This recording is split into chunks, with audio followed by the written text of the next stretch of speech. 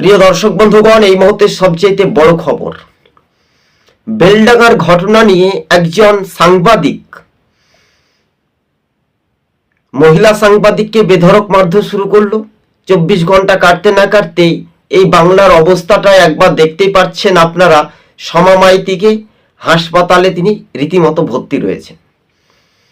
এছাড়াও এবিপি আনন্দ থেকে রিপাবলিক বাংলার বিভিন্ন সাংবাদিকরা তারা খবর সংগ্রহ করতে ছুটে যায়।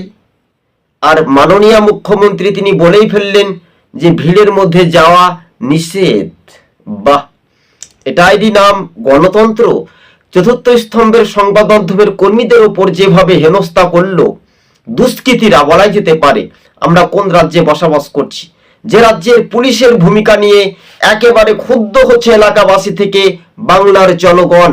তাই আপনারা যেই ধরনের সাংবাদিক থাক না কেন, আপনারা যেই দলকে ভোট দেন না কেন, আপনাদের মনে জানে প্রাণে আপনারা যেভাবে খবর সংগ্রহ করেছেন সেটা চোখে চোখ রেখে শাসক দলকে, পুলিশকে আপনারা বুঝিয়ে দিয়েছেন। এটারই তার একমাত্রই প্রমাণ। তৃণমূল বুঝতে পারছে যে আমাদের ক্ষমতা দক্ষতা কিন্তু শেষের পতনের অহংকারের রাজনীতি।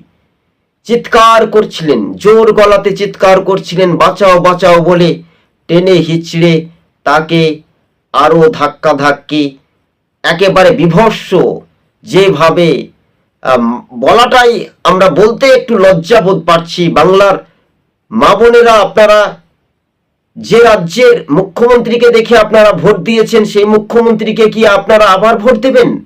না, এবার পরিবর্তনের হাওয়া আপনারা 26-এ এই সরকারকে বদলানোর দরকার। যত চোর দুর্নীতিবাজ এই শাসক দলের তৃণমূলের কাছ থেকেই মানুষ কি শিক্ষা নেবে? পরিযায়ী শ্রমিকের বাংলাতে কাজ নেই। পশ্চিমবঙ্গের মুর্শিদাবাদের সবচেয়ে ক্ষুদ্রতম, যেহেতু লক্ষ লক্ষ পরিযায়ী শ্রমিক মালদা, মুর্শিদাবাদ, উত্তর দিনাজপুর, বাংলা জুড়ে ভিন রাজ্যে কাজ করতে যাচ্ছে আর মার খাচ্ছে।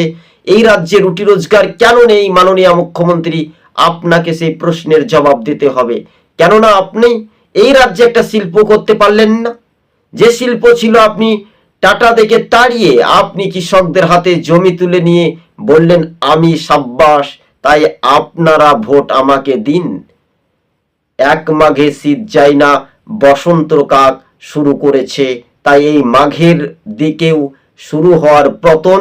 26-এ অহংকারের রাজনীতি তৃণমূলের শেষের দিকে। দর্শক বন্ধুগণ, বিভিন্ন রাজনৈতিক দল আছে, ইউসুফ পাঠান ভোটে জিতার পর থেকে তাকে দেখা যাচ্ছে না। আপনার দলের মাননীয় সাংসদ, তাকে গুজরাট থেকে গুজরাটি এনে তাকে বহরমপুরে প্রার্থী করানো হলো।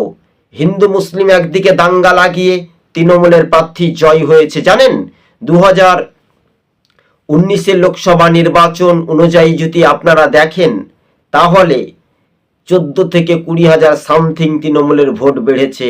বাকিটা ভোট কাটাকাটির অঙ্কে সে অধীর চৌধুরী ভোটে হেরে যায়। সেই অধীর চৌধুরী ভোটে হেরেও খোশ মেজাজে তিনি বেলডাঙ্গার সে নিহত পরিযায়ী শ্রমিকের বাড়িতে গেলেন, তার পরিজনদের সঙ্গে কথা বললেন। আর আমাদের বাংলার মুখ্যমন্ত্রী তিনি কি বললেন, কি করলেন, তার বিধায়ক, তার জনপ্রতিনিধি, সাংসদরা কোথায় গেল? এই নিয়ে একবার হিসেব প্রশ্নের জবাব আপনাদেরকে দিতে হবে। হ্যাঁ দর্শক বন্ধুগণ, সবুজ বঙ্গ নিউজ চ্যানেলটি ভালো লাগলে শেয়ার করে